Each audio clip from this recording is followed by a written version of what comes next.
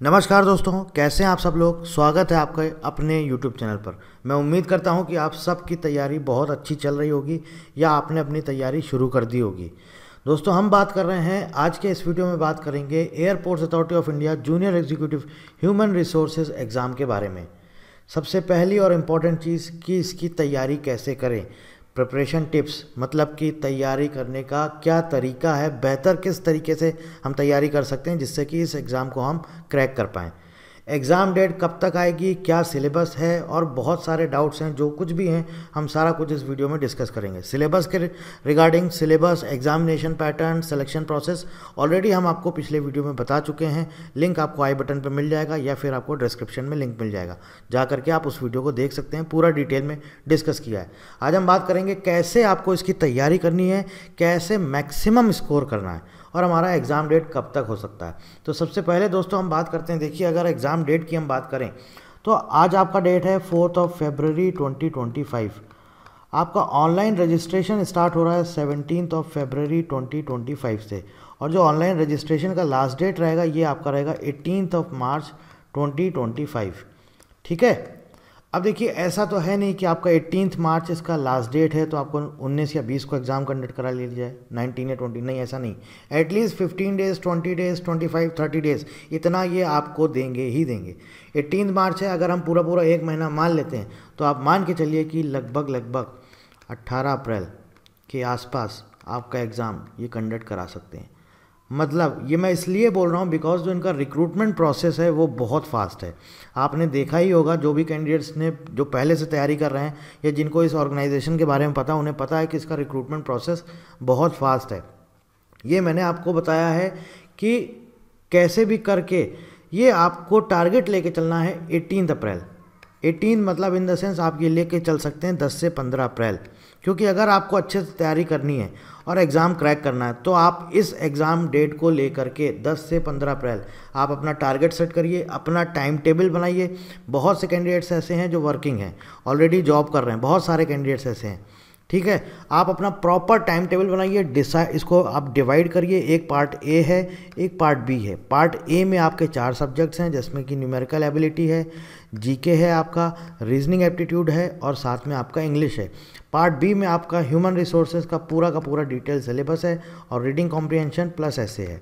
ठीक है, अब आप इसको प्रॉपर तरीके से डिवाइड करिए एक एक चीज़ कि मुझे इसको 15 डेज़ में कंप्लीट करना है, इसको 15 डेज़ में कंप्लीट करना है, इसको 15 डेज़ में कंप्लीट करना है, इसको 15 डेज़ में कंप्लीट करना है। आज से अगर हम 15 अप्रैल की डेट मान के चलते हैं तो आप मान के चलिए मोटा मोटा आपके पास जो टाइम बचेगा 15 + 30 28 और लगभग 60 दिन। ठीक है, 60 दिन आपके पास बचेगा। अब आपको पढ़ने का तरीका अभी बेसिकली नहीं पता है कि हमें पढ़ना कैसे है, तो देखिए इसको हम कैसे डिवाइड करेंगे, हम आपको डिटेल में समझाते हैं। क्या करना है आपको, part A and part B. देखिए अभी हमारी टीम इस पर काम कर रही है ह्यूमन रिसोर्सेज के लिए। अगर हम आपको कुछ कंटेंट प्रोवाइड करा पाए तो हम बहुत जल्द आपको इन्फॉर्म करेंगे। अगर हमारा कोई भी कोर्स इसका आया ह्यूमन रिसोर्सेज का तो उसके लिए भी हम आपको इन्फॉर्म करेंगे। अदरवाइज़ आप हमें इस नंबर पे कॉल कर सकते हैं या फिर व्हाट्सएप कर सकते हैं। पार्ट ए जो कि है नॉन टेक बेसिकली इसे बोलते हैं, नॉन टेक्निकल। इसका कोर्स हमारी वेबसाइट पर अवेलेबल है, आप जा करके रजिस्ट्रेशन करा सकते हैं। और इसका कोर्स के बारे में मैंने आपको बोला कि मैं आपको जल्द इन्फॉर्म करूंगा। अभी टीम हमारी इस पर काम कर रही है, जैसे ही अवेलेबल होगा आपको इन्फॉर्म करा दिया जाएगा। पार्ट ए में दोस्तों आपका देखिए क्या आता है, न्यूमेरिकल एबिलिटी, जनरल नॉलेज, ठीक है, आपका इंग्लिश लैंग्वेज और साथ में रीजनिंग एप्टीट्यूड। अब आपको इसको डिवाइड करना है डेज़ में, नंबर ऑफ डेज़ में, कि कितने डेज़ में और कितना टाइम देना है। अब आप ये डिसाइड करिए कि एटलीस्ट आपको 5 to 6 आवर्स डेली अभी से आपको इस एग्ज़ाम के लिए निकालना है। 5 to 6 आवर्स, 5 से 6 घंटे आपको इस एग्ज़ाम के लिए दोस्तों देने ही देने हैं, कुछ भी करिए। अब जिसमें कि 5 से 6 घंटे में आप देखिए जनरल नॉलेज है, आपको रोज़ पढ़नी पड़ेगी। ठीक है, ऐसा तो है नहीं कि आपने रट लिया 10 दिन में 15 दिन में, ऐसा नहीं। आप रोज़ एक टॉपिक, मैं बता रहा हूँ कि पढ़ाई करने का तरीका, मतलब कैसे स्मार्ट तरीके से हमें पढ़ना है। तो हमको क्या करना है, न्यूमेरिकल एबिलिटी में आपको क्या करना है, एक टॉपिक उठाइए, ठीक है, पूरा पढ़िए, एक दिन दीजिए उसको, आराम से पूरा पढ़िए, एक दिन दीजिए, उसके बाद नेक्स्ट डे उसके प्रैक्टिस क्वेश्चन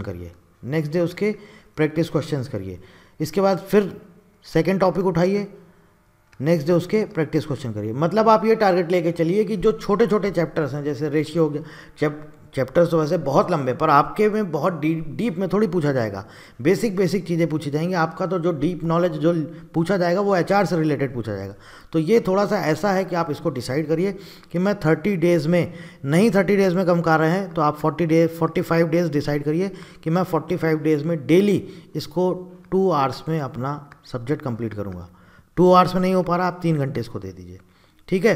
रीजनिंग एप्टीट्यूड सबसे इजी और सबसे स्कोरिंग सेक्शन है, इसको आपको हार्डली 15 डेज देना है, इससे ज़्यादा नहीं देना है। और इससे ये ऐसा सब्जेक्ट है जो बच्चे SSC या बैंकिंग की तैयारी करते हैं, मैं सच बता रहा हूँ, वो 2 दिन 3 दिन रीजनिंग पढ़ते हैं, उनका पूरा कंप्लीट हो जाता है। बहुत ईजी सब्जेक्ट है। तो सबके लिए अलग अलग क्या होता है, ग्रेस्पिंग पावर सबका अलग होता है। कोई 3 दिन में तैयार करता है, कोई 10 दिन में। पहली चीज़, आपको अपने आप को किसी से कंपेयर नहीं करना, आप अपना टाइम टेबल खुद डिसाइड करिए और उसको जैसे मैंने बोला टाइम वाइज, डेट वाइज, एक एक सब्जेक्ट वाइज पूरा उसको डिवाइड करिए, एक कॉपी पे लिखिए और उस हिसाब से तैयारी करिए। 15 डेज़ में आपका ये कंप्लीट हो जाएगा रीजनिंग एप्टीट्यूड। ऐसे ही इंग्लिश है, इंग्लिश के लिए भी आप डिसाइड कर लीजिए कि मुझे इसके लिए भी 1 आवर और 2 आवर, एटलीस्ट 2 आवर डेली देना है। देखिए, न्यूमेरिकल एबिलिटी और इंग्लिश, अगर आपको इंग्लिश में थोड़ी सी दिक्कत है तो न्यूमेरिकल एबिलिटी और इंग्लिश ये 2 आप साथ में लेकर के चल सकते हैं। मतलब आप डिसाइड करिए कि मुझे 4 आवर्स में इन दोनों सब्जेक्ट को डेली 2 घंटे ये देना है, 2 घंटे इसको देना है, या 3 घंटे न्यूमेरिकल एबिलिटी देना है, 1 घंटे इंग्लिश देना है। और बाकी कोशिश करिए कि 40 डेज़ में आप इसको टारगेट करिए। ऐसे ही जनरल नॉलेज और रीजनिंग, इसको भी आप टारगेट करिए कि इसको 30 डेज़ में हमें कंप्लीट करना है, जिसमें कि रीजनिंग को आपको 1 आवर देना है, बस इससे ज़्यादा नहीं देना है। और जीके को आपको कितना देना है, एटलीस्ट 2 आवर्स देना है, आपको पढ़ना पड़ेगा। देखिए, यहाँ पर जनरल नॉलेज ज़्यादा पूछते हैं, करंट अफेयर्स कम पूछते हैं। करंट अफेयर्स भी आपको पढ़नी होगी, तो उसके लिए अभी मैं सजेस्ट नहीं करूँगा। वो लास्ट के 3 दिन, जब आपका एग्ज़ाम होगा, लास्ट के 3 दिन में बस आप लास्ट 4 to 6 मंथ्स का आपको करंट अफेयर्स पढ़ के जाना होगा। 4 to 6 मंथ्स का करंट अफेयर्स वो आप आखिरी के 3-4 दिन में पढ़ लीजिएगा, उतना सफिशिएंट है, क्योंकि करंट अफेयर्स के क्वेश्चन बहुत कम पूछते हैं। जनरल नॉलेज के मोस्टली ये क्वेश्चन आपसे ज़्यादातर पूछते हैं, तो आपको फोकस करना है जनरल नॉलेज पे, ठीक है। तो इस तरह से आपको डिसाइड करना है कि 5 से 6 घंटे तो हमको सिर्फ और सिर्फ इसके लिए देने हैं, नॉन टेक्निकल के लिए। अब बात आ गई HR, ये आपका सब्जेक्ट है, इस पर भी आपने MBA किया हुआ है, आपने पढ़ा होगा, ऐसा तो है नहीं कि बिल्कुल भूल गए होंगे, कुछ ना कुछ तो पढ़ा होगा। आपको वही चीज़ें वापस से रिवाइज करनी है, वापस से पढ़नी है, इसके लिए भी आपको एटलीस्ट 2 आवर्स डेली देना होगा। तो मतलब मोटा मोटा अगर हम मान के चलें तो दोस्तों, आपको 7 से 8 घंटे डेली पढ़ना है। आप चाहे वर्किंग प्रोफेशनल हो या ना हो, आपको इतना टाइम देना है, 7 to 8 आवर्स, नॉट डेज। 7 से 8 घंटे आपको डेली देना है, डेली पढ़ना है, और सिर्फ 50 दिन या 60 दिन आपने इतनी मेहनत कर ली, ये आपका एग्ज़ाम क्रैक करने से आपको कोई नहीं रोक सकता। सिर्फ 60 डेज़, 2 महीने आपको 7 से 8 घंटे रोज़ पढ़ना है, और पढ़ करके आपको इस एग्ज़ाम को क्वालिफाई करना है। अपना टारगेट सेट करिए, टाइम टेबल बनाइए, डिवाइड करिए subject wise, date wise, time wise, हर एक सब्जेक्ट, एक टॉपिक लिख लीजिए, पूरा आप पेपर पर लिख लीजिए, आज ये टॉपिक कंप्लीट, आज ये, क्योंकि जब आप लिखते हैं तो आप टारगेट जल्दी अचीव करते हैं। आप लिखेंगे नहीं तो आप भूल जाएंगे। इसलिए सबसे पहले आप इसको अभी कॉपी पेपर पे लिखिए, किसी भी कहीं पर भी लिखिए, आप चाहें तो अपने रूम में लगा सकते हैं। एक सब्जेक्ट के सारे आपको पता होने चाहिए कौन कौन से टॉपिक्स हैं। अभी अगर मैं बहुत कैंडिडेट से पूछूं तो उन्हें पता ही नहीं होगा सिलेबस में हमारा, अगर पूछ लूँ रीजनिंग एप्टीट्यूड में आप टॉपिक बता दीजिए, सिर्फ टॉपिक नहीं पता होगा। न्यूमेरिकल एबिलिटी में पूछ लूँ आप सिर्फ टॉपिक बता दीजिए, उन्हें नहीं पता होगा। तो सबसे पहले जो आपका इंडेक्स है हर एक सब्जेक्ट का टॉपिक, वो लिख लीजिए, अपने रूम में चिपका लीजिए, आपको पता होना चाहिए ये टॉपिक्स हैं। और हर टॉपिक के आगे एक डेट डाल दीजिए, एक टाइम फिक्स कर दीजिए, मुझे इस डेट तक कैसे भी ये कंप्लीट करना है, दैट्स इट। और ये नॉन टेक्निकल में आपको टारगेट करना है 50 नंबर, 50 कैसे भी करके आपको ये टारगेट करना है। 50 नंबर मुझे यहाँ लाने हैं। आपको लग रहा है कि मैं जीके नहीं पढ़ पा रहा हूँ, मेरे पास टाइम नहीं है, तो आप numerical ability, English, reasoning 45 question है, इसको इतने अच्छे से प्रिपेयर कर लीजिए कि आप 45 में 45 ले आएँ। लेकिन इतना भी लाना कोई इतना आसान काम नहीं है, बहुत डिफ़िकल्ट टास्क है। 40 भी आप ले आएँ तो भी बहुत है, लेकिन आपको टारगेट ये लेके चलना है कि हमें 50 लाना ही है। 40 से 50 के अराउंड, 40 के नीचे हुए तो फिर बात नहीं बनेगी, फिर आप कंपटीशन से बाहर हो जाएंगे। 40-45 के आसपास आपको मिनिमम कुछ भी करके इतना तो आपको अचीव करना ही है, अदरवाइज़ आप कंपटीशन से बाहर हो जाएंगे, फिर आपके लिए मुश्किल हो जाएगा मेरिट लिस्ट में नाम आना। तो यहाँ कोशिश करिए 45 से 50, और जो मैंने डेट दी है वो डेट आगे बढ़ जाए एग्ज़ाम की तो आपके लिए तो और बेनिफिशियल, आपको टाइम मिलेगा, लेकिन आप इतना टारगेट लेके चलिए, ठीक है। और यहाँ पर जो आपके 40 क्वेश्चन आएंगे ऑब्जेक्टिव क्वेश्चन, यहाँ पर आप टारगेट लेके चलिए। आपके सब्जेक्ट की आपको इतनी गहरी नॉलेज होनी चाहिए कि आप एटलीस्ट 35 यहाँ पर स्कोर कर लें। और जो आपका रीडिंग कॉम्प्रिहेंशन और ऐसे है, इसका 20 नंबर है। इसमें चलिए आपने लिख लिया, अच्छा कितना भी करके आपको एग्जामिनर कितने नंबर दे देगा, 8 नंबर 10 नंबर, चलिए मान लिया मोटा मोटा 10 नंबर आपको मिल गए, तो 40 और 10 यहाँ से हुए आपके कितने, सॉरी 35, चलिए आप 35 भी नहीं कर लेते हैं, आप 30 स्कोर कर लेते हैं, 30, और यहाँ पर आपको कैसे भी करके 10 नंबर भी मिल गए, तो आपके कितने हो गए, 30 और 10 40 नंबर यहाँ से हो गए पार्ट बी से। और 50, अगर आप 50 नहीं कर पा रहे हैं 45 भी आप ले आते हैं दोस्तों, आप मेरिट लिस्ट में बने रहेंगे। मतलब कि टारगेट क्या है हमारा, 85 नहीं है, टारगेट है हमारा 95। जब हम 95 टारगेट करेंगे तब हम 85 पहुँचेंगे। और देखिए एक हमें रियलिस्टिक अप्रोच लेके चलना, मतलब रियल टारगेट, ऐसा नहीं कि तुम सोचो हम 120 में से 120 ले आएंगे, तो ऐसा नहीं आप कर पाएंगे। 120 में से 110 ले आएंगे, ऐसा नहीं आप कर पाएंगे। एक ऐसा टारगेट लेके चलिए जो कि हाँ अचीवेबल हो, जो आप अचीव कर सकते हो। अब ऐसा भी नहीं आप बोलेंगे 60 नंबर हमारा टारगेट है, वो तो हम अचीव कर सकते हैं, तो फिर आप एग्जाम से बाहर हो जाएंगे, आप इस ऑर्गेनाइजेशन से बाहर हो जाएंगे, कंपटीशन से बाहर हो जाएंगे। टारगेट लेके चलना है 95 to 100, सिर्फ टारगेट माइंड में बनाना है। मतलब उसको ये मत सोचिएगा कि अरे 95 100 तो लाना ही नहीं, हमें टारगेट ही 85 करना है, तो फिर आप 70 पे पहुंचेंगे। टारगेट 95 कैसे करना है पूरा मैंने आपको बता दिया है। एग्जामिनेशन डेट कब आ सकती है, आपको उसके अकॉर्डिंग अपनी तैयारी रखनी है। मैंने आपको बोला इसके कोर्सेज, एक तो आपका 1000+ MCQs का हमारे पास बुक है, जो कि मैंने लिंक आपको डिस्क्रिप्शन में दे दिया है, और इसके साथ साथ नॉन टेक्निकल का कोर्स हमारा अवेलेबल है, आप हमारी वेबसाइट से जा कर के रजिस्ट्रेशन करा सकते हैं। बाकी जो आपका डिसिप्लिन से रिलेटेड, जो आपका जो HR से रिलेटेड सब्जेक्ट है, इसका कोर्स या इसके वीडियोस कुछ भी जो भी अवेलेबल होता है, जितनी जल्दी अवेलेबल होगा हम आपको प्रोवाइड कराएंगे, और उसके लिए हम आपको इन्फॉर्म करेंगे। कोई भी कॉल, कोई भी आपको किसी भी तरह की जानकारी है, आप हमें कॉल करिए या फिर आप हमें व्हाट्सएप करिए। हमारा नंबर है 9860966974। इस नंबर पे आप कॉल करके हर तरह की जानकारी ले सकते हैं HR रिलेटेड, जो ये आपका एग्जाम है, airports authority of India junior executive human resources, ठीक है। अब सिलेबस के बारे में मैंने आपको बताया था, बहुत सारे कैंडिडेट्स की क्वेरी आई थी, ये पढ़ना है, ये पढ़ना है, कैसे करें, क्या करें।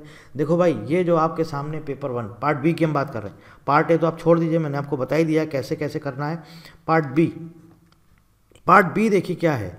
पेपर 1 जो आपका ऑब्जेक्टिव है 40 question, organisational theory, structure and design. अब आपको ये नहीं कि आपने हल्का हल्का ऊपर ऊपर पढ़ लिया बस हो गया, नहीं, पूरा डीप इसके अगर कुछ सब टॉपिक्स आते हैं, टॉपिक्स के अंदर recruitment and selection, human resource information system, human resource management, इसके अंदर बहुत सारे सब टॉपिक्स हैं, वो सब कुछ आपको पढ़ना है। तो आप ये मत सोचिएगा, जैसे इंडस्ट्रियल रिलेशंस है तो इसके अंदर भी जो सारे सब टॉपिक्स हैं सब कुछ आपको पढ़ना है। ऐसा नहीं है कि आपने बस ऊपर ऊपर पढ़ लिया, रिक्रूटमेंट सिलेक्शन कुछ कुछ आपने डेफिनेशन पढ़ ली और बस हो गया, आपने सोचा कि मैंने तो पूरी थ्योरी पढ़ ली है, मैंने ये डेफिनेशंस आती हैं, मुझे सब आता हो जाएगा। नहीं, ऐसे नहीं होगा, पूरा डीप में पढ़ना है। इसलिए मैंने आपको बोला 2 महीने सब कुछ छोड़ छाड़ के आप इस एग्ज़ाम में लग जाइए।